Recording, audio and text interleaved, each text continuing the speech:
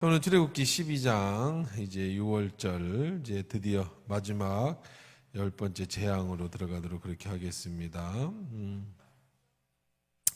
우리 지난주에 말씀에서 이제 왜 하나님은 바로 이스라엘 백성을 출애굽시키지 않으시고 여섯 달이나 더 거기에서 머물게 하셨느냐? 10가지 재앙 내릴 게 뭐 있어요? 그냥 한 방에 모세에게도 얘기했지만 그냥 바로 끌어내면 안 돼? 생각을 해보세요. 하나님 뭐든지 하실 수 있잖아요. 우리들이 생각에는 뭘 그렇게 익사이팅한 거 뭐 필요합니까? 꼭 물이 피가 되고 개구리가 나오고 이가 생기고 파리가 생기고 이런 게 꼭 필요해요? 그냥 바로 오면 안 됩니까? 또 출애굽해서 광야에서 40년 동안에 그렇게 돌아갈 이유가 뭐 있어요? 그냥 바로 들어가면 안 됩니까? 왜 그렇게 무슨 드라마 시나리오처럼 뭘 그렇게 익사이팅하게 만들 필요 없잖아요. 하나님 왜 그러실까? 그러니까 우리들이 생각할 때 우리의 인생은 그냥 편했으면 좋겠지 않아요? 병도 안 걸렸으면 좋겠고 사건도 안 생겼으면 좋겠고 그냥 다 좋은 집에서 태어났으면 좋겠고 여러분들 머리도 좀 좋은 머리를 가졌으면 좋겠고 생긴 것도 좀 잘생겼으면 좋겠고 키도 좀 컸으면 좋겠고 그냥 생각했던 대로 하나님 사랑하면 다 그렇게 해주시면 되잖아요. 그걸 뭐로 그렇게 힘들고 어렵게 뭔가 좀 극적인 반전이 일어나고 그럴 필요가 뭐 있느냐 이렇게 생각하실 수 있잖아요. 예수 믿는 사람들도 그렇죠. 근데 그렇지 않습니다. 왜? 우리 인생은 그렇지 않은 게 참 여러 가지 변수들도 많고 문제도 많고 문제를 하나하나 해결해 나가는 그런 과정도 왜 필요하냐면 아주 간단한 이치예요. 그런 과정 속에 우리는 하나님을 알아간다는 거예요. 그런 과정 속에 하나님이 어떤 분이신지를 우리가 깨닫고 그런 과정 속에 우리가 변화되고 그런 과정 속에 우리가 성장하는 거예요. 예수에 닮아가는 데까지. 그럼 또 우리가 이렇게 질문할 수 있습니다. 천국 가면 다 똑같아질 건데 그렇게 굳이 달라질 게 뭐 있습니까? 그렇죠? 제 신발 좀 갈아 신을게요.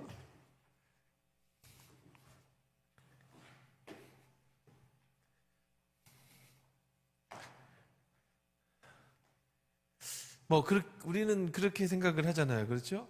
그냥 천국 가면 다 똑같을 건데, 그런 게 뭐 필요합니까? 그렇지 않아요. 여러분이 변화된 모습 갖고 천국을 가는 거라고. 여기서 변화되는 순간에 하나님과의 그 관계, 하나님을 아는 만큼 천국에서 여러분에게 일을 맡겨주시는 거예요. 왜? 적은 일에 충성하지 못한 자에게 큰 일을 맡겨주지 않고, 이 땅에서 여러분이 수고하고 주님과의 관계의 모습을 보면서 하나님 나라에서 그 일을 더 크게 우리에게 맡겨주신다는 거예요. 그러니까 우리가 하나님 나라 그러면 너무 우리가 아는 바가 없어요. 그리고 생각하면서 우리가 하나님 나라 그러면 천국 가면 죽어서 그냥 좋은 데 가나 보다. 그렇게만 생각을 하는데 그렇지 않습니다. 천국은 이 땅의 삶이 여기서 요만큼밖에 안 되고 천국의 삶이 영원하다고 하면 이거 별거 아니네 라고 생각하시면 안 돼. 이 땅의 삶에 이거 진짜 별거 아니죠? 이거 한 80개에서 100개만 나누면 이거 80개에서 100개만 나누면 우리 인생이잖아요. 1년씩. 사실 이 전체 하나님 나라에서 영원한 천국에서 사는 삶과 비교해 볼 때 이 짧은 인생이 별거 아닐 것 같지만 그렇지 않은 게 여기에서의 삶의 변화를 가지고 여러 수고를 가지고 영원한 천국에서 여러분의 일을 맡겨주시는 거라고. 여러분이 하나님의 일을 그럼 여기에 삶은 어떤 삶인데요? 그걸 다 알 수는 없어요. 그냥 우리가 성경에 가르쳐 주시는 정도만 아는데 성경에서 가르쳐 준 것만 알아도 어마어마하게 좋은 삶이라는 건 알죠. 이거는 이제 그런 하나님 나라에 대한 이야기하는 날은 아니니까 시간은 아니니까. 그러면 이 짧은 인생에서의 이런 수많은 변화들, 오르락내리락하는 우리들의 삶이 왜 중요하냐? 이런 걸 통해서 우리는 뭐를 꿈꾸게 된다고요? 이 하나님 나라를 꿈꾸게 되고 뭐를 배우게 돼요? 하나님에 대해서 알게 되고 그 다음에 무엇을 통한다? 우리는 누구에게까지 자라간다고요? 예수 그리스도에게까지 자라가는 과정이 지금 우리들의 인생 속에 있기 때문에 그래. 자, 그렇다면 이스라엘 백성들은 똑같아요. 우리 인생하고 비교를 해봤을 때. 지금 이 여기 애굽에서 종을 살고 있는데, 이 종 사는데, 그냥 모세가 이제 약속의 땅은 여기서부터 여기까지 가나안입니다. 아브라함에게서 여기로 갈 거예요. 그 모세가 갔어요. 가가지고 내놔. 그래가지고 바로 첫날 장자를 다 죽여. 아니면 그날 우리 지난주인가 다 본 것처럼 하나님이 그냥 다 전염병, 코로나 같이 전염병을 다 휩쓸어. 그러면서 치료약이 필요하잖아요. 해독제가 필요하잖아요. 그 뭐라고 그러냐면 다 이스라엘 백성 일일이 보내. 그럼 너희들 다 살려줄게. 그러면은 바로가 아마 바로 두 손 들었을 거예요. 그렇죠? 10가지 재앙이 필요 없어요. 그럼 데리고 나가면 돼. 그럼 가서 여기 들어가면 돼요. 그래서 여기서 살면 돼. 근데 왜 못 들어가고 돌아가지고 여기 이 광야, 이쪽은 광야입니다. 이쪽이 광야죠. 이 광야에서 뱅글뱅글 40년을 돌다가 왜 40년 만에 들어갔느냐고요. 1세대들은 다 죽고. 그럴 필요 없잖아요. 그냥 바로 가면 안 돼? 하나님 하실 수 있잖아요. 왜 안 해요? 아까 얘기한 것처럼 여기에서의 10가지 재앙을 통해 애굽 사람들도 하나님이 어떤 분인지를 알게 만들고, 너희들이 가지고 있는 신들이 다 가짜라는 것을 가르쳐주고, 또 이곳에 430년 동안 종 살고 있던 이스라엘 백성들에게 하여금 너희들은 하나님이 선택한 백성이라고 하는데 그 하나님은 어떤 하나님이냐라고 하는 것을 능력으로 기적으로 보여주는 거예요. 그래서 이 이스라엘 사람들이 따라 나오게. 그 다음에 왜 바로 여기로 안 들어갔느냐? 40년 동안의 광야 생활을 하면서 물도 없어져 보고, 목도 말라 보고, 먹을 것도 좀 떨어져 보고, 전쟁도 좀 치러 보고, 이런 40년의 훈련 과정을 통해서 하나님이 우리 백성을 어떻게 사랑하시는지, 우리가 하나님을 어떻게 의지해야 되는지를 배우는 시간이에요. 그래서 천국 백성으로 준비시켜서 어디로 들어간다고요? 가나안으로 들어가는 거예요. 우리 똑같아요. 여기가 가나안이라고 한다면 우리는 지금 이 땅의 지금의 삶은 뭐예요? 여기는 광야예요. 그러면 여러분이 예수님을 만나기 이전에는 무슨 삶을 살았어요? 광야 이전에는 애굽에서의 삶을 살았죠. 세상에서 사는 사람도 있을 것이고 여기서 태어난 2세대들도 있는 거예요. 그렇죠? 이걸 꼭 맛볼 필요는 없죠. 여기서 태어난 2세대들이 가나안에 갔듯이. 그러니까 모태신앙도 있는 거고 뭐 중간에 예수 믿은 사람도 있고 어쨌든 광야의 삶이에요. 그러니까 우리 지금의 삶은 뭐라고요? 광야의 삶을 살고 있는 거예요. 광야는 뭐 하는 곳이다? 천국을 준비하고 배우고 우리를 변화시켜가는 과정이다. 그러니까 때로는 이 광야의 삶 속에서 우리가 병이 들어보기도 하고, 때때로는 우리가 가난해 보기도 하고, 때때로는 여러 가지 인생의 위기도 만나보고, 병 속에 하나님이 어떻게 우리를 지켜주셨는가, 하나님이 어떻게 우리 가운데 우리를 변화시켰는가, 이런 과정에서 우리를 뭘로 만들고 있느냐? 하나님 나라의 천국 백성으로 준비시켜주고 가고 있는 거예요. 그럼 여러분 잘 봐봐요. 증거가 뭐예요? 여러분들 10년 전, 20년 전에, 아니 그냥 한화교회 오기 전에, 온 후에, 또 좀 더 구체적으로 김창모 목사님을 만나기 전과 만나기 후에 여러분의 삶이 어땠는가를 생각해 보라고요. 돈 많이 벌었다는 얘기 아니야. 내가 언제 여러분 돈 버는 법 가르쳐줬습니까? 뭐 더 건강해졌냐 아니야. 이런 얘기를 하는 게 아니라 여러분이 하나님 나라에 대한 생각, 나의 모든 삶, 주님에 대한 나의 사랑, 이런 나의 신앙, 이것들이 얼만큼 변화되어졌냐 이거예요. 여러분의 과정 속에서. 그냥 나하고의 관계가 아니라 여러분이 그냥 그거를 여러분의 시간을 좀 정해놓은 거예요. 그러니까 그 전과 지금의 여러분의 삶. 어떤 사람은 삶이 더 나아질 수도 있었겠지만 안 나아질 수도 있어요. 그건 사람마다 다를 수 있거든요. 그런데 중요한 건 그게 아니라 그 과정 속에 내가 얼마나 하나님의 사람으로 바뀌어 가고 있는가.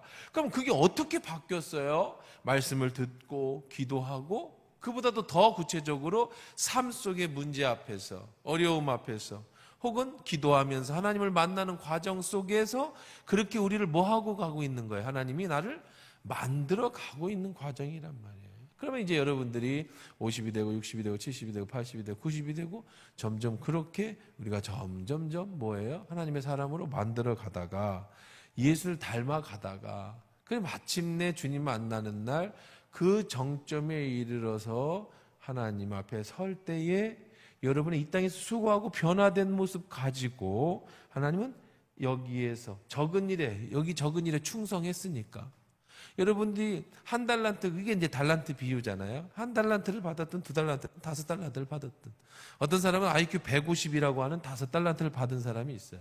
이 사람 공부 조금만 해도 좋은 대학 가요. 억울하잖아요. 우린 죽으라고 해도 안 되는데. 어떤 사람은 부모에게 좋은 유전적인 영향을 가지고 와서 이명찬인가 뭐 그 피아니스트.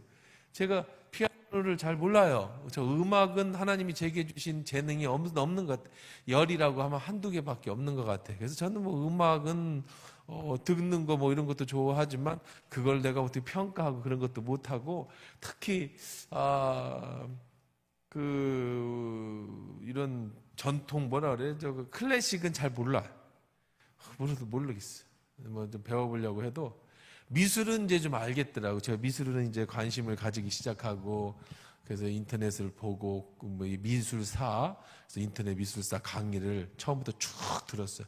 시간만 날 때마다 미술사 강의를 듣고 특히 렘브란트 같은 경우나 이런 기독교 계통의 그런 미술, 뭐 레오나르도 다빈치라든지 이런 것들을 보니까 이제 미술을 서양 미술에 대해서 이제 조금 알 것 같아. 뭐 잘은 모르는데 이제 참 오묘하구나 신기하구나 이렇게 알 수 있는데 음악은 도저히 모르겠어요. 근데 이번에 이명찬인가 얘가 18살인데 세계적인 미국의 어떤 그 피아노 대회 나가서 1등을 했다는 거예요. 그래서 뉴스를 듣고 이제 한번 제가 들어봤어요.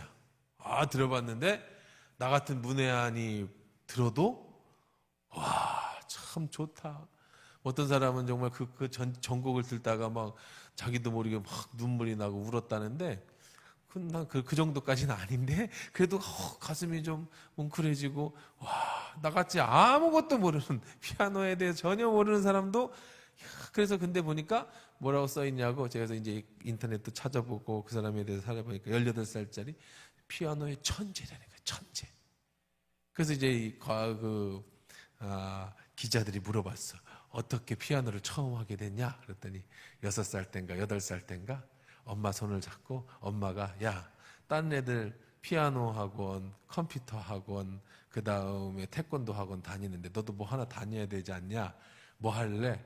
그래서 이렇게 보니까 피아노가 재밌을 것 같아서 피아노 학원에서 2층 상가 2층에 이런 상가 2층에 피아노건을 갔다는 거야. 그랬더니 막 기자들이 막 웃고 난리가 났다는 거야. 왜?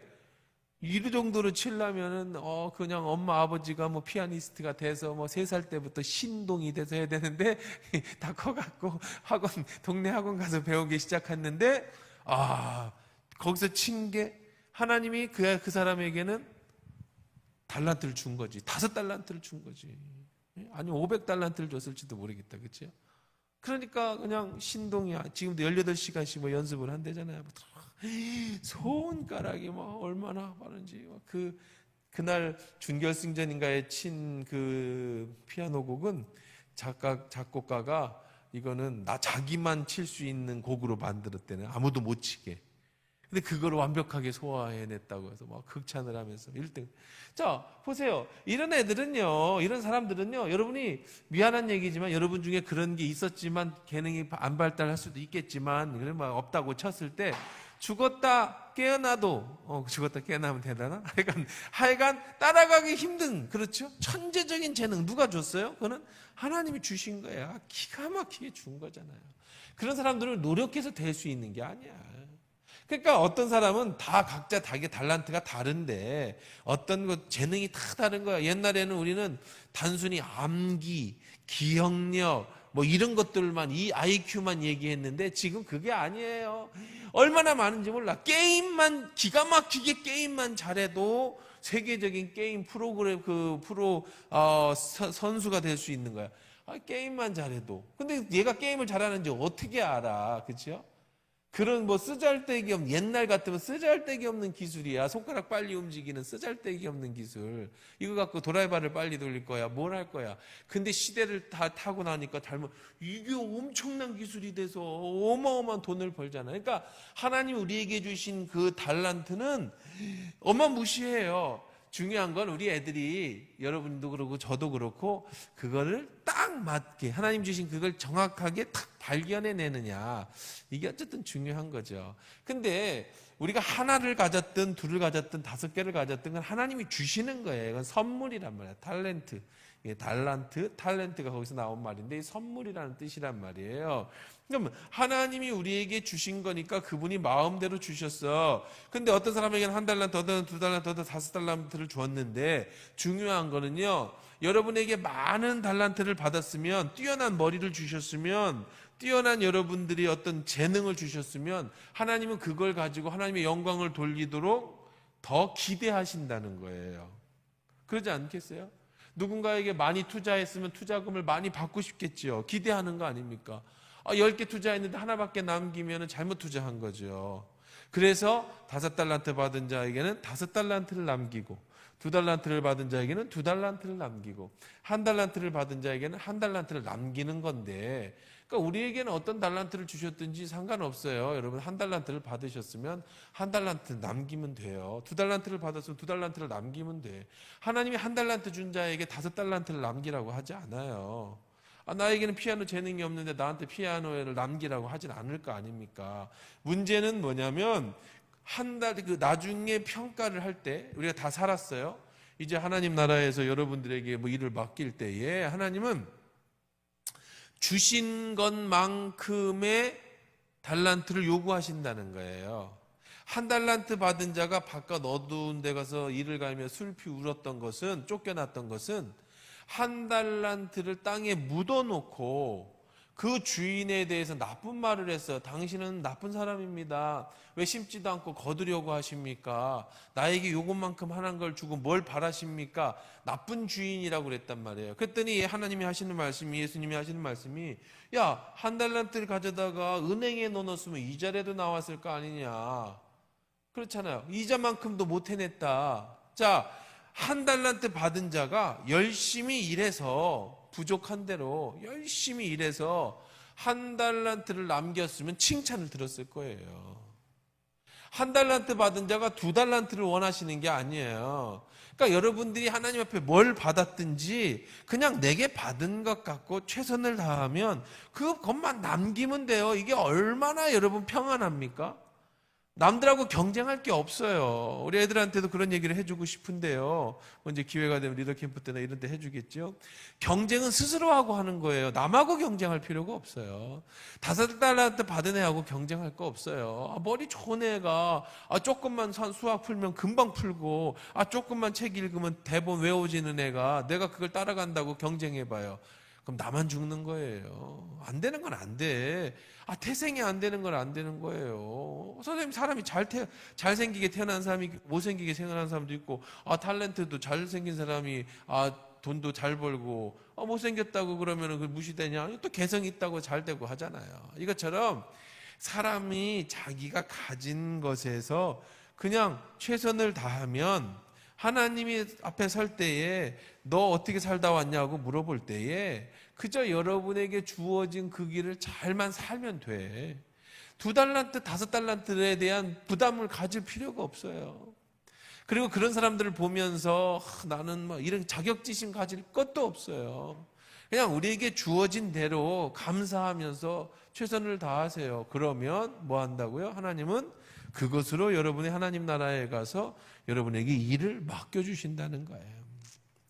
이왕이면은 많이 받으면 좋겠죠. 그리고 그 받은 게 뭔지를 발견해내는 것도 좋겠죠. 그래서 이스라엘 백성이 이제 이 광야에서 복습하다가 또 이렇게 시간이 많이 갔네. 이제 다시 보기 하면 되는데, 그러니까 우리들의 결론은 뭐냐면, 지난 6개월 동안에 하나님은 이스라엘 백성들을 통해서 하나님이 어떤 하나님이신가를 그들을 가르쳐주는 시간이었다. 이제 드디어 12장으로 가셔서 갑시다. 이제 6월절 마지막 장자의 죽음이 어떤 의미를 갖는가? 이게 크라이막스죠. 크라이막스. 이제 9가지 재앙은 전조였다면, 마지막 9번째 재앙이 어두움이야. 깜깜해졌어요. 이제 영화로 이제 그 저기로 치면은 연극이나 또 뭐예요? 이게 오페라 아니면 뮤지컬이라고 한다면 1막, 2막, 3막 막 천둥 번개가 치고 막 했어요. 이제 크라이막스가 돼서 막이 쫙 닫히면서 마지막 이제 막이 쫙 열렸어요. 캄캄한 마지막에 캄캄 모든 관중들이 숨을 다 죽이는 거예요. 이제 크라이막스에 이르렀어요. 9가지 재앙은 이 마지막 재앙을 위한 전조였어요. 그럼 이제 마지막 재앙이 뭐냐? 이제 이 재앙이 이루어지기 전에 6월절에 대한 이야기를 하게 됩니다. 한번 12장 1절부터 14절까지 같이 읽도록 그렇게 하겠습니다. 이거는 이제 시작하기 전에 배경입니다. 이달 열흘에 너희 각자가 어린 양을 잡을지니 각 가족대로 그 식구를 위하여 어린 양을 취하되 그 어린 양에 대하여 식구가 너무 적으면 그 집의 이웃과 함께 사람 수를 따라서 하나를 잡고 각 사람이 먹을 수 있는 분량에 따라 너희 어린 양을 계산할 것이며 너희 어린 양은 흠없고 일련된 수컷으로 하되 양이나 염소 중에서 취하고 이 달 열 나흘날까지 간직하였다가 해질 때에 이스라엘 회중에서 그 양을 잡고 그 피를 양을 먹을 집 좌우 문설주와 임방에 바르고 그 밤에 그 고기를 불에 구워 무교병과 쓴 나물과 아울러 먹되 날 것으로나 물에 삶아서 먹지 말고 머리와 다리와 내장을 다 불에 구워 먹고 아침까지 남겨두지 말며 아침까지 남은 것 곧 불사르라. 너희는 그것을 이렇게 먹을지니 허리를 띠를 띠고 발에 신을 신고 손에 지팡이를 잡고 그 피 먹으라. 이것이 여호와의 유월절이니라. 내가 그 밤에 애굽 땅에 두루 다니며 사람이나 짐승을 막론하고 애굽 땅에 있는 모든 처음 난 것을 다 치고 애굽의 모든 신을 내가 심판하리라. 나는 여호와라. 내가 애굽 땅을 칠 때 그 피가 너희가 사는 집에 있어서 너희를 위하여 표적이 될지라. 내가 피를 볼 때 너희를 넘어가리니 재앙이 너희에게 내려 멸하지 아니하리라. 너희는 이 날을 기념하여 여호와의 절기를 삼아 영원한 규례대로 대대로 지킬지니라. 아멘. 이게 이제 10가지 재앙이 내리기 전에 마지막 10번째 재앙이 내리기 전에 이건 누구에게 얘기하는 거냐면 이스라엘 백성에게 얘기하는 거예요. 이렇게 해라. 이런 의미를 가졌다. 자, 뭐라고 얘기를 하는가 봅시다. 보니까 모세에게 아론에게 하나님이 말씀하셨어요. 자, 첫째는 이 달을 너희에게 달의 시작 곧 해 첫 달이 되게 하라. 지금 7월 달이잖아요. 7월. 자, 하나님 이렇게 말씀하셨어. 이번 달이 이제부터는 역사를 다시 바꿔. 오늘부터 1월 달이야. 정월 달이 되게 해라. 아비벌이라고 하는 이름을 가진 달입니다. 이 정월 달이 되게 해라. 그 무슨 얘기죠? 왜 정월 달이 되라고 해? 정이 되라고 한 거예요? 이게 이제 이스라엘의 이 첫 달 아비벌 이런 달이 되게 해라. 이제 시작이에요. 시작. 출발. 언제 출발할 거예요? 장자들이 다 죽고 출발할 거예요. 그렇죠?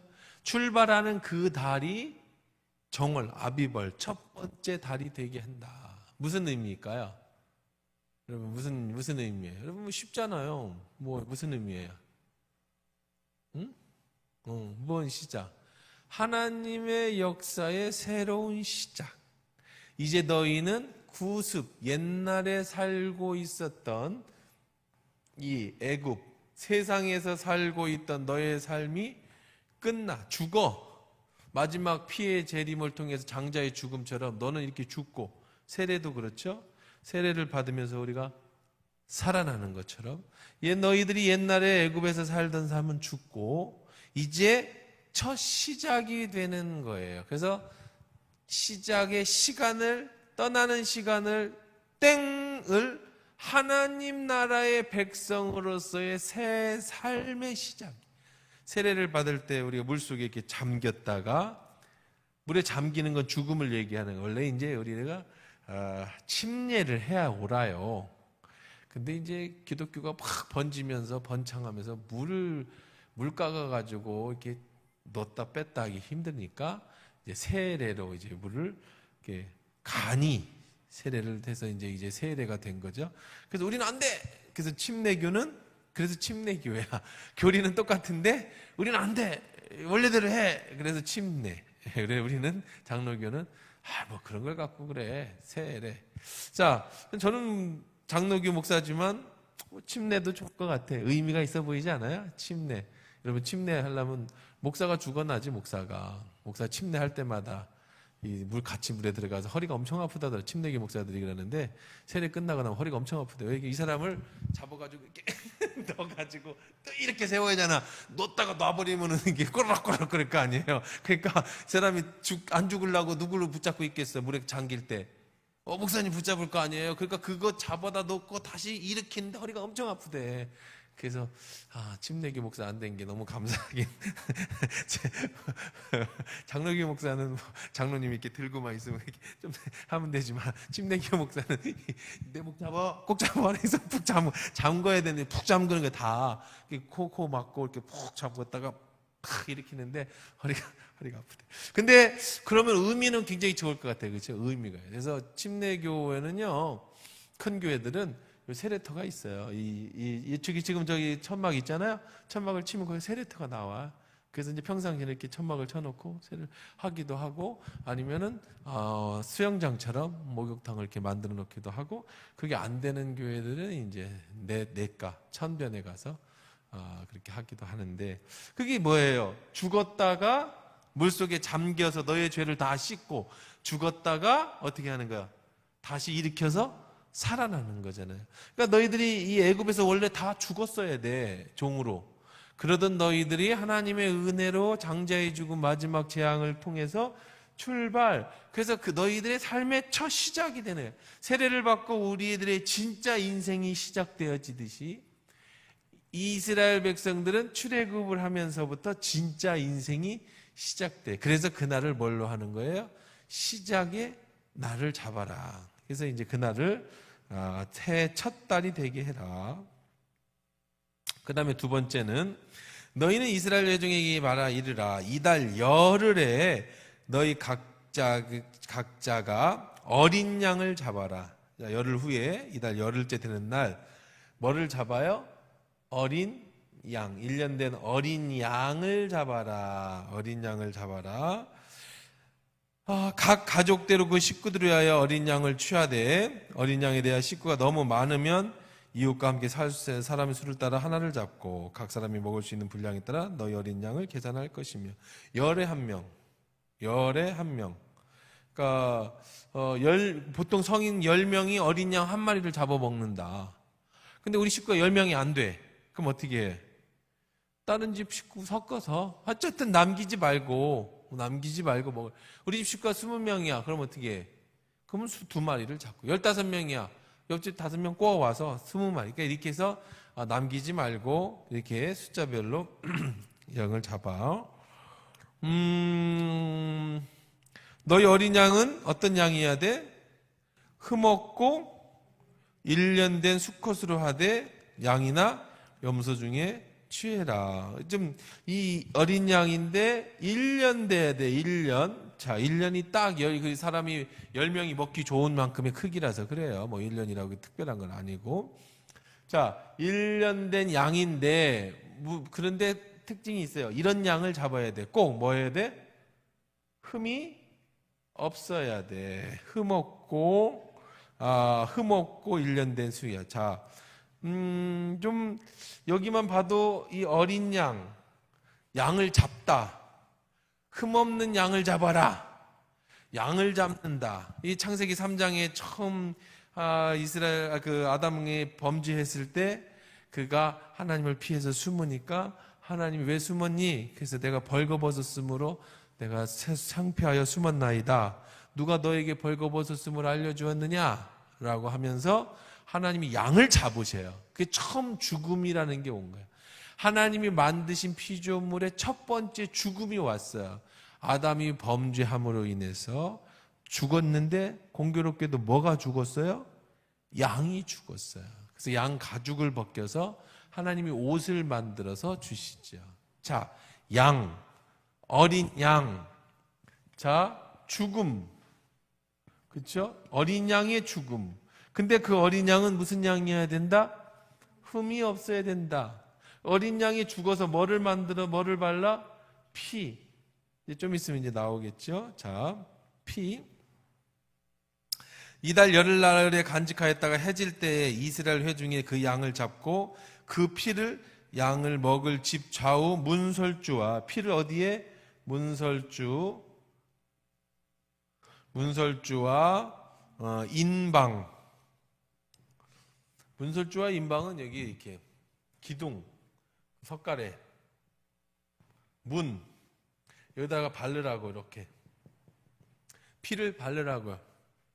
무슨 어린 양의 피, 1년 된 흠없는 어린 양을 죽여서 고기는 먹고 피는 문설주에 바르고. 자, 이 어린 양은 창세기에 이제 첫 번째 죽음의 어린 양. 이 죽음도 누구 때문에 죽은 어린 양이에요? 이 첫 번째 창세기 3장에 나오는 이 어린 양은 누구 때문에 죽었어요? 아담 때문에 죽었죠. 뭐 해주려고? 아담, 하와 옷 만들어 주려고. 자, 이 어린 양은 이거는 이제 지금의 그 출애굽 어린 양이죠. 6월절 출애굽의 6월절 어린 양이에요. 6월절 어린 양은 죽었어요. 왜 누구 뭐 하려고 죽었어요? 누구 때문에 죽었어요? 장자, 그렇죠? 장자를 살리는 장자의 피의 죽음이에요. 자, 그러니까 이거는 이렇게 누구하고 뭐 별 얘기 할 것도 없이, 굳이 뭐 성경 뭐 공부해볼 것도 없이, 주석 찾아볼 것도 없이, 여러분들은 조금만 교회 다녔으면 풍어를 좀 읊어봐야 하잖아. 이 정도 나오면. 뭐겠어요? 뭘 상징하겠어요? 예수 그리스도. 그래서 세례 요한이 예수님을 처음 만날 때 뭐라 해요? 보라, 룩, 세상 죄를 짊어지고 가는 하나님의 어린 양이다. 그래서 예수님을 어린 양으로 표현한 구절이 참 많이 나오죠. 예수님도 똑같아요. 우리의 죽음을 위해서 우리는 그를 먹어요. 그렇죠? 내 살을 먹고 내 피를 마시는 자는 나와 하나가 되었다. 그래서 어린 양을 잡아 먹듯이 우리는 예수 그리스도를 먹어요. 그래서 초창기에는 이게 이제 무슨 기독교를 무슨 뭐 흡혈귀 집단으로 여겨가지고 로마에서 박해를 해가기도 했습니다만은 그런 말은 아니죠. 진짜 뭐 피를 먹는다고 뭐 살을 먹는다는 게 아니라 이 피를 살을 그냥 진짜 막 뜯어 먹는다는 게 아니에요. 우리 어린 양을 구워 먹게 돼 있어요. 뼈를 꺾지 않고. 자, 그래서 예수님도 뼈를 꺾지 않으셨죠. 자, 그 다음에 그 피가 뭘 했어요?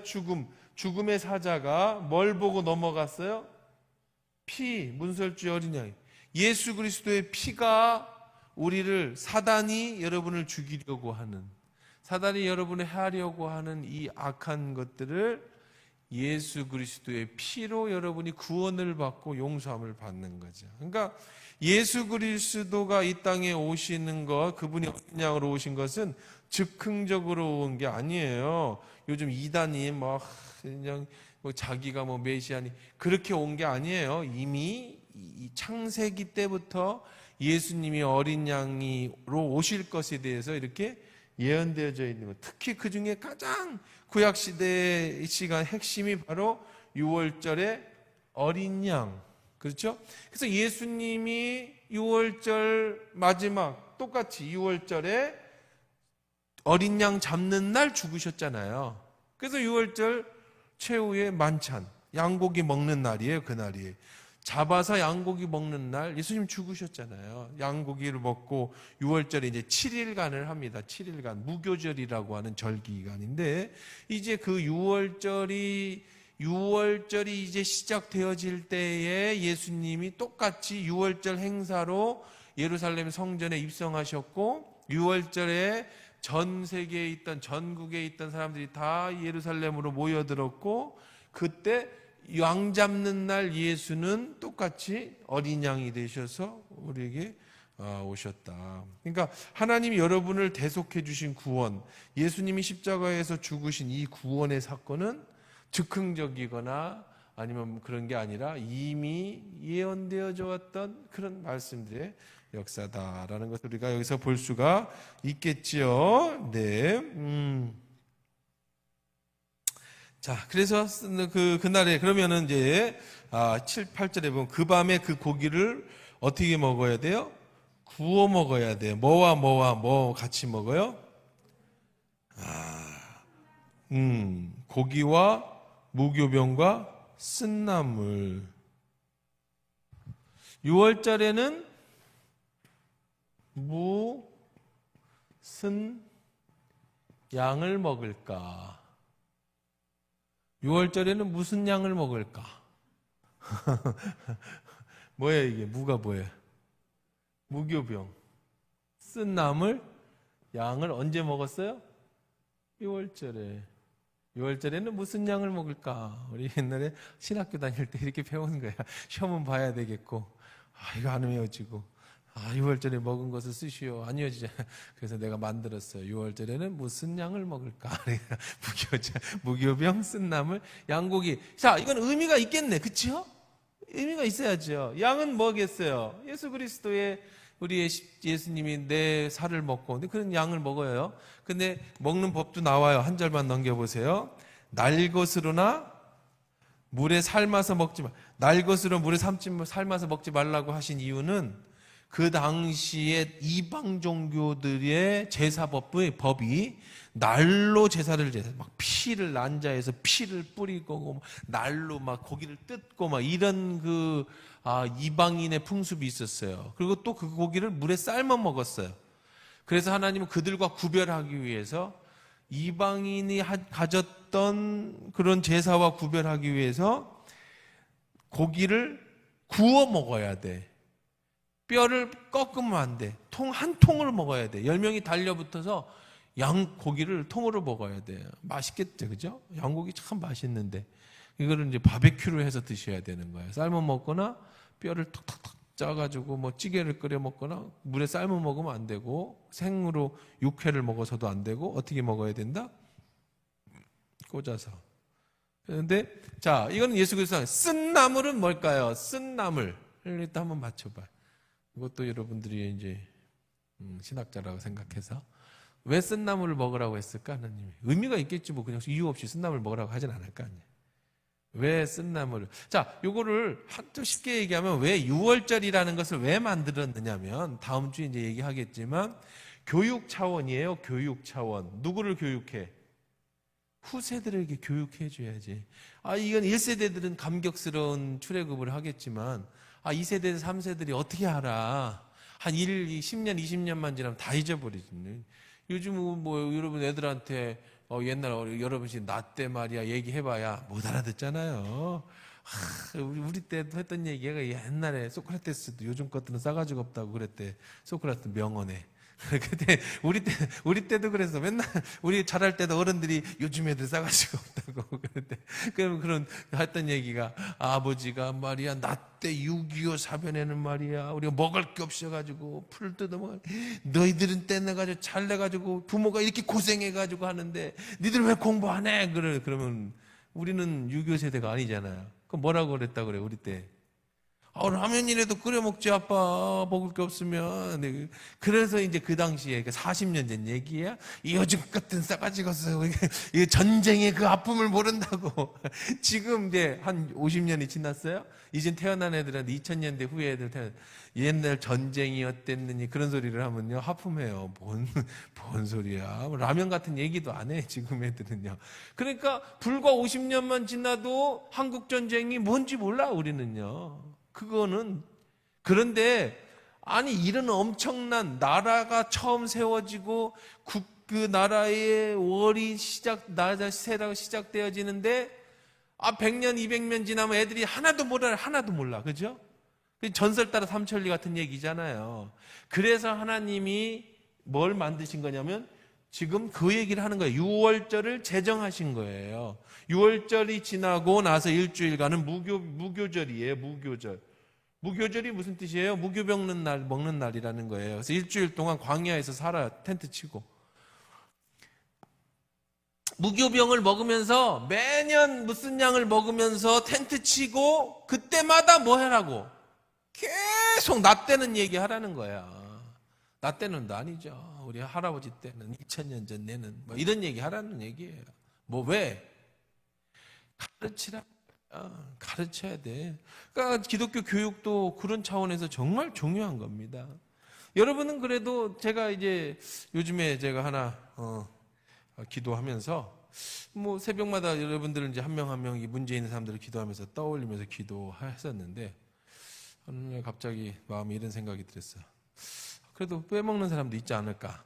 그래가지고 우리 전사님이 이제 출석부를 올려놔요 매주. 그래서 이제 새벽에 이제 후라시 들고 한 명 한 명 이름 불러가면서 이제 근데 참 재미있는 게 어떤 사람의 이름을 불러가면서 기도를 하는데 그게 1초도 안 되고 뭐 어떤 경우는 3초, 5초 할 수도 있잖아요. 근데 그 짧은 시간에 그 사람의 얼굴이 떠오르고 그 사람의 기도 제목이 떠오르고 그래서 잠깐이라도 그 사람을 위해서 성도 그렇게 보면 한 200명도 넘어요. 뭐 다 하려면 300명은 되는 것 같아요. 우리 교인들 한 명씩 하려면. 그럼 목사님 그 300명 어떻게 다 기도를 해요? 그래서 나도 옛날에 다 못 기도 못하고 문제 있는 사람들만 기도하고 떠오르는 사람만 기도했는데 지금은 이제 한 명씩 다 할 수가 있어요.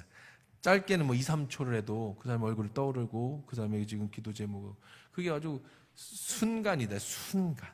속독도 그렇지만 그 짧은 시간에 환상으로 그 사람의 얼굴을 보고 기도하다가 어느 부분에 탁 멈추면 그 사람을 위해서 더 기도하고 뭐 이렇게 그런 것처럼 이 매년 이 사람들은 매년 똑같은 얘기를 계속 해주는 거야. 너희의 선조 때는 이랬다. 일주일 동안 뭐 하기 않기 위해서 잊어버리지 않게 하기 위해서 그게 유대인의 교육이에요. 지금도 유대인은 지금도 해요. 지금도 이 유대인들의 제가 그 기독교 방송에서 유대인들의 풍습이나 이런 것들을 매주 하잖아요. 지금은 이제 서머 스페셜이라서 한 달 동안 쉬는데 처음에는 이제 뭐 저도 뭐 좋고 그래서 했는데 나중에는 이게 부담스러워. 매주 새로운 거를 히브리 문화를 만들어야 되니까 저 연구를 많이 해야 돼. 내가 아는 건 다 써먹고 이제 새로운 거를 하려니까 나도 이제 뭐 그 연구를 해야 하잖아. 근데 이 히브리인들의 문화와 그들의 생활, 성경을 통해 연구를 하면서 참 정말 부러운 게 있더라고. 지금 유대인들, 지금 주이시들 있잖아요. 저 이스라엘에 살고 있고 저 전 세계에 흩어 있는 유대인들. 이들은요, 예수는 안 믿어요. 구약 시대에 살고 있어요. 그들은 여전히 6월절 지키면서. 근데 모든 축제가 전부 성경적인 축제고 그 성경적인 축제뿐 아니라 이 축제가 재미있는 축제야. 이거 얼마나 재밌어요. 일주일 동안 휴가를 주거나 해서 아버지랑 같이 캠핑하는 게 축제예요. 이게 안 되면 그냥 그 아파트 베란다에다가 텐트 쳐. 유대인은 무조건 텐트를 쳐야 돼. 지금도. 그리고 유대인들은요, 지금도 안식일이면요, 안식일 전날 밤에는요, 무조건 3시간씩 밥 먹어야 돼, 애들하고. 이게 법이야, 법.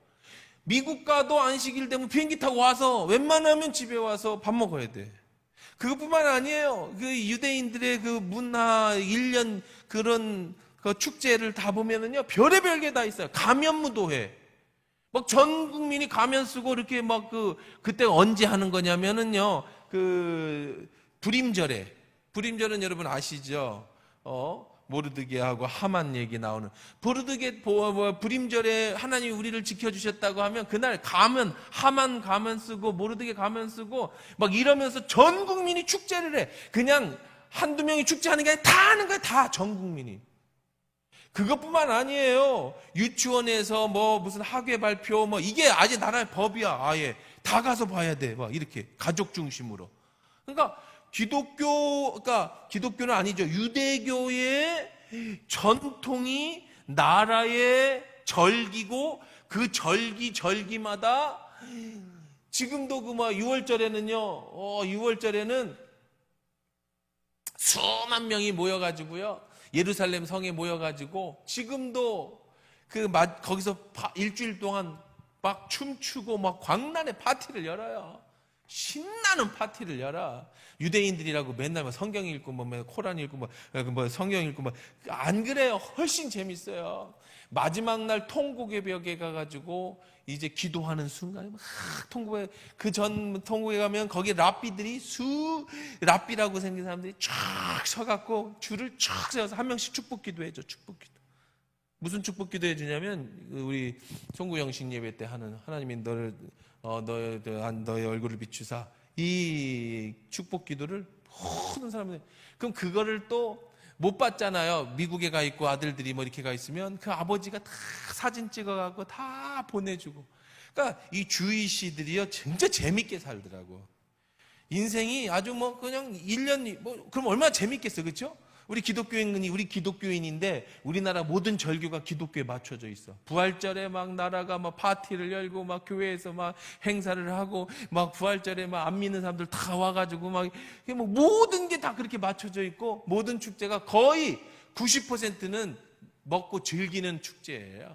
슬프고 그런 게 없어요.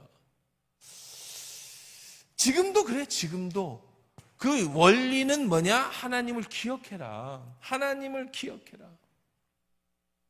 자, 이들이 이제 6월절이면은 이런 것들을 무슨 의미가 있어요. 양은 이때 뭘 하는 거라고요? 예수 그리스도를 상징하는 거랬죠. 그러면 쓴 나물은 왜 쓴 나물을 먹었어요? 이것도 재밌겠죠. 6월절 얼마나 재밌겠어요. 그 전날 밤 식구들이 다 양고기 먹는 거예요. 밤새. 한 마리 다 먹어야 돼. 못 먹으면 옆집 구워 갖고 와서 난 10시간이고 먹어. 배고프면 먹고 배부르면 좀 쉬었다가 서로 얘기하고 놀다가 또 배고파지면 또 먹어. 언제까지 먹으면 돼? 아침까지 먹으면 돼. 남기지 말고. 혹시 남으면 태워버리라는 거야. 묻지 말고. 이게 얼마나 재밌어요. 그죠? 여러분, 얼마나 재밌겠어요. 매주 금요일 저녁이면 다 모여야 돼. 식구들이 의무적으로. 3시간 밥 먹어야 돼. 5시간도 뭐 해야 돼요? 일주일 동안 있었던 얘기. 그냥 밥상머리 교육이 다 이루어지는 거야. 그러니까 유대인들은 애들이 탈선을 안 해요, 거의. 왜 아버지 어머니하고 밥 먹고 일주일이면 지난한 얘기하고 그런 얘기 하는데. 자, 그런데 이제 쓴 나물은 뭐겠어요? 쓴 나물. 뭘 의미하겠어요? 응? 쓴 나물은. 서장기 3년이면 풍어를 수요 예배 한 10년 나왔으면 풍어를 읊어야지. 나왔으면 여러분이 와가지고 성경 풀어줘야 될 거 아니에요. 쓴 나물은 뭐예요? 왜 쓴 나물을 먹어? 모르겠어요? 틀린 거 없는데 얘기해봐요. 쓰다는 거 뭐죠? 쓰다는 건 고통이죠, 고통. 나물이 쓴바귀 같은 쓴 나물을 먹으라고 양고기 먹다가 쓴 거 먹고 양고기 먹고 쓴 거 먹고 반찬으로 쓴 나물이 꼭 들어가야 된다고요. 이것만 먹으라는 게 아니라 이거 꼭 들어가야 되는 반찬 중에 쓴 나물이 있어요. 상징이란 말이에요. 상징. 이게 다 상징이라 했잖아요. 쓴 나물은 내가 애굽에서 살던 시절의 고통을 기억하라. 하나님이 너희의 이 쓴 나물 같은 고통에서 건져주셨다. 그냥 먹고 즐기는 날이 아니야. 그냥 고기 구워 먹는 날이 아니야. 바베큐 해 먹는 날이 아니라고요. 가족끼리 모여서 6월절 바베큐를 해 먹는 축제의 날이 아니에요. 이 날은 너희들의 쓴 과거를 기억하라는 거야. 쓴 나물. 너희들의 그런 쓴 인생. 네가 예수님을 알기 전에 너희의 고통스러웠던 그때를 기억하라. 그러면 무교병은 뭐예요? 무교병이라는 것은 이스트를 넣지 않은, 그러니까 부풀게 하는, 효모를 넣지 않은 그냥 빵이에요. 빵. 너무 맛있어요. 여기서 우리 아는 목사님이 성찬은 좀 재밌는 목사님이에요. 우리 김기호 목사님 옛날에 한번 여기 와가지고 한동안 한참 저 없는 동안에 금요일날 와서 말씀 전해주고 하셨던 그 김기호 목사님은 성지순례 통이에요. 그러니까 이 히브리 문화 통. 저하고는 좀 다른 문화인데 이 사람은 아예 전통 히브리 문화를 배우는 사람이라서 이스라엘을 정말 많이 갔다 왔어요. 뭐 한 달씩 가서 연구하고 할 정도로. 이분이 우리 성찬식마다 무교병으로 성찬을 해야겠다 이런 생각을 가지신 거예요. 그래가지고 이 무교병을 많이 사왔어요. 그리고 우리는 세례식은 요단강물로 한다. 예수님 그래서 피티병에다 요단강물을 많이 떠왔어. 그래서 이제 진짜 세례식을 하려다가 보니까 녹조가 생겨갖고 이제 녹조가 생겨갖고 물을 따라 보니까 푸른색이 나는 거야. 녹색이. 너무 지저분하잖아. 생수로 해도 괜찮은데 막 저러면 세례 받는 사람이 냄새 나고 물 냄새 나고 막 이끼 끼고 그러니까 녹조가 들이. 그래서 이건 안 되는구나 알았고, 무교병은 이스트를 넣지 않았고 건조한 빵이니까 곰팡이가 안 생기는 줄 알았대. 세례식에 성찬식 하려고 열어보니까 곰팡이가 무교병이라고 해서 곰팡이가 안 생기는 게 아니구나. 그래서 그것도 다 갖다 내다 버렸다고. 그래서 다음에 절대 가면은 요단강물 떠오지 말고 무교병 사오지 말고. 자, 무교병이 뭐냐면 이스라엘 백성들은 빵을 해 먹을 때 예수님께서도 그런 비유를 얘기하잖아요. 누룩의 비유에서 처럼 어떻게 하는 거냐면 아침마다 엄마들이 이스라엘 여자들이 굉장히 힘들어요. 새벽 일찍 일어나야 돼. 새벽 일찍 일어나가지고 빵을 이제 만들어서 매일 빵을 만들어 먹어야 돼요. 아니면 썩어요. 그래서 아침마다 매일 빵을 구워요. 빵에다가. 그러면 이제 그 빵을 다 먹으면 빵이 남지요. 그 남으면 그 빵을 저녁 때 자기 전에 반죽을 해놓을 때 이렇게 막 부셔요. 빵을 부셔가지고 같이 반죽을 해. 그러면 빵 속에 남은 효모균이 밤새 부풀어요, 이렇게. 그러면 다시 그거를 치대가지고 반죽을 해서 빵을 먹고. 그래서 매일 빵을 이렇게 만들어내야 돼. 빵을 만들어내는 게 이스라엘의 아침 식사예요. 그 사람들이 아침 준비. 그래서 이제 근데 무교병은 뭐냐면 그 저녁에 먹다 남은 빵을 그날 밤에 부풀게 하지 않은, 부풀어지지 않은 그냥 순수 밀가루. 부풀어야 먹을 때 어떻게 해요? 부드럽잖아요. 이걸 어떻게 굽느냐면 화덕에다 굽고 뭐 그런 게 아니에요. 이스라엘 백성은 그런 기구도 없어요. 그럼 빵을 부풀게 부드럽게 해서 불을 달군 돌판에다가 굽거든요. 그런데 이게 없이 돌판에 구워버리면 어떻게 되냐면 빵이 딱딱해져요. 그래서 먹기 힘들어요. 고통스러워, 그냥 먹기는. 그러면 왜 무교병을 먹으라고 했느냐? 무교병. 아주 간단한 얘기입니다. 첫째는 급하게 이스라엘 백성이 출애굽을 했기 때문에 빵을 부풀게 하고 내일 빵을 만들 어떠한 빵가루를 준비하고 그럴 여유가 없었어요. 하나님이 급하게 내모셨던, 하나님의 긴급하게 내보낸 것을 기념하고, 두 번째는 이 이스트라는 거, 빵을 부풀게 한다는 건 뭐냐면 똑같은 밀가루인데 이스트가 들어감으로 인해서 더 커 보이죠. 그러니까 이거는 원래 본질의 순수에서 벗어난 거예요. 그리고 이스트는, 이런 누룩은 예수님도 너희들이 바리새인과 서기관의 누룩을 조심해라. 그러니까 이 누룩이라는 것은 죄를 상징하기도 합니다. 이 애굽에서 살고 있었던, 그러니까 너희들이 애굽 시절에 먹었던 그런 것들을 다 버리고 순수한 하나님의 말씀에 순수한 그 떡을 먹어라, 먹기 시작해라. 그래서 무교병을 이렇게 먹는 거예요. 그래서 무교병과 쓴나물과 양고기를 밤새 먹고 이제 아침이 되면 출발하는 거죠. 그래서 아침까지 남겨두지 말며 아침까지 남은 것은 곧 불에 사르라. 너희는 그것을 이렇게 먹을지니. 자, 이제 먹는 방법도 나오네요. 그냥 먹는 게 아니야. 밤에 먹는데 어떻게 먹어요? 허리띠 띠고 발에는 신을 신고 손에는 지팡이를 잡고 급히 먹으라. 이것이 요월절일째. 밤에 먹는데, 밥을 먹는데 이제 급히 먹으라, 막 먹고 도망가라는 게 아니라 저녁에 이 양고기 그 한 통째로 다 먹는데 어떤 자세로 먹어야 되냐면 떠날 준비를 다 한 채로 먹는 거예요.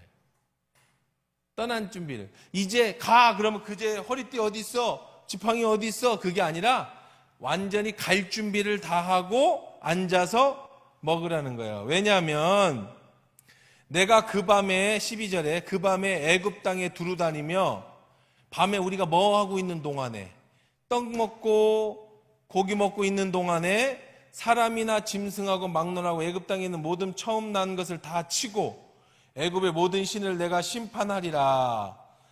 그 사이에 문설주의 임방에 피를 바른 집은 죽음의 사자가 넘어가지만, 이것도 재밌죠. 만약에 예수님이 나를 위해서 죽으셨지만 나는 그날 밤에 이 문지방의 피와 임방에 바른 이 거리에서 벗어났어. 그럼 죽을까요? 살까요? 살아요? 죽어요? 그럼 죽어요. 아무리 예수님의 피로 다 발라놨어도 순종 안 하면 죽는 거예요. 그러니까 여러분 뭐 이렇게 아직도 물어봐. 예정론이 맞냐? 선택론이 맞냐? 똑같은 얘기예요. 하나님이 여러분을 살려주시겠다고 예수님을 보내고 십자가에 다 해서 여러분이 다 배웠어요. 다 알아요. 근데 난 싫어요. 그래서 나는 떠날 거예요. 그럼 살아요? 죽어요? 죽죠. 문설주에 다 바르고 임방에 다 바르려 했는데 급하게 띠띠고 야 유월절 먹어라. 왜냐하면 그 사이에 뭐 하는 거예요? 죽음의 사자가 이 애굽을 다 죽이고 있어요. 그러면 아침이 되면 바로가 자기 아들이 죽는 모습을 발견했겠죠? 그러면은 바로도 얼마나 놀랬겠어요. 빨리 가라. 이러다 우리 다 죽는다. 빨리 가라. 그럼 어떻게 해야 돼? 빨리 가야지. 거기 또 하루 버티고 이틀 버티고 3일 버티면 또 뭔 사단이 일어날지 모르잖아요. 그러니까 하나님이 땅 하면 갈 수 있도록 다 준비해야 돼. 순종해야 돼. 가 그러면 빨리 가야지.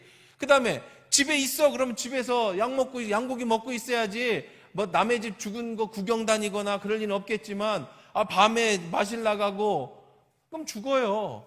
예수님이 다 준비해놨어도 내가 예정론이냐 선택론이냐 그 별로 그거 갖고 싸우지 않을 문제가 뭐냐면 하나님이 다 예정해놓고 여러분 다 해놨는데 나는 뭐 곤조가 있어서 나는 이런 거 싫어. 난 교회 안 다닐 거야. 난 예수님 싫어. 나는 그거 어떻게 못 해준다고 하나님이. 그거 어떻게 못 해준다고. 뭐 어떻게 뭐 기중기 이렇게 번쩍 들어다 다시 집어넣어? 막 이렇게?